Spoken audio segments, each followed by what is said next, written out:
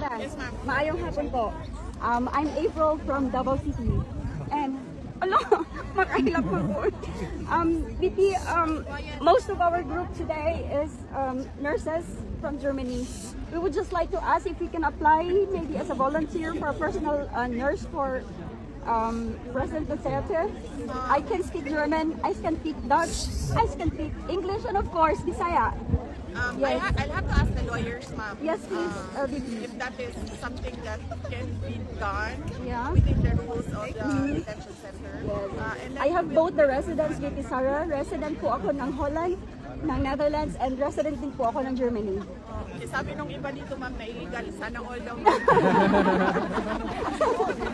Opo, dati po ako nakatira dito since 2008 until 2023. Pero lumipat po ako ng Germany kasi mas maganda po ang offer nila doon. I'm operating room nurse po.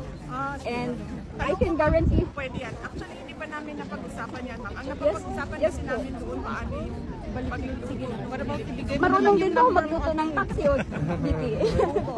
Lahat ng Bisaya po. One-stop shop ka pala. Hindi pa namin napasok na, bigyan mo ng pasok na. Just go pay. If ever. Actually, I submitted already an application to Sir Alex Into Monteagudo. He's actually my cousin. And also to Sir Bongo.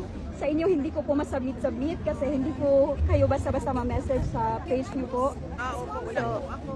Opo. And kay Ma'am Hanilat din po, nakarating na po yung application ko. But I don't know kung nakarating na po sa inyo. Marami na nakakilala kay Jaira, ma'am. Jaira Jaira? Madrona. Okay. Sa Vice President. Sa kanya ko po ba dapat isubmit? All my credentials po. Pwede po. Sige po. Gagawin ko po. Liaison natin sa Sige na lang pala. Paki-ulit po ulit ng name. Jaira Madrona. Jaira Mandrona. Paki-search guys. Opo. Sige po, VP. Tatanong po ako ng application. Yes, ma'am.